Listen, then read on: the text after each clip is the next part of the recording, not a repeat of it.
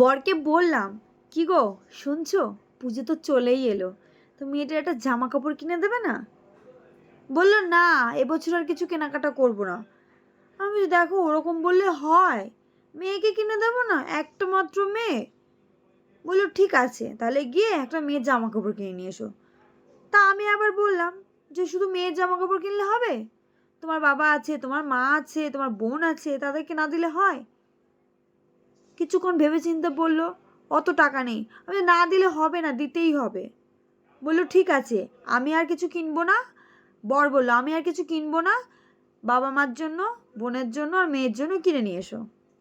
তো ভালো কথা, একবারও কিন্তু আমার কথাটা বললো না যে আমাকে একটা শাড়ি দিতে হবে। ঠিক আছে, মেনে নিলাম। বাজারে গেছি, গিয়ে সবার জন্য কেনাকাটা করেছি, করে 4টে শাড়ি দেখেছি। তো বর আবার জিজ্ঞাসা করলো এই 4টে শাড়ি আবার কার? আমি বললাম একটা কাপড় কাচা যে তার, একটা বাসন মাজে যে তার, একটা ঘর ঝাড় দেয় যে সে তার, আর যে রান্না বান্না করে তার। বললো ও আচ্ছা ঠিক আছে। কিছুক্ষণ পর ঘুরে বলছে, এগুলোর লোক তো আমাদের বাড়িতে নেই। আমি বললাম কেন?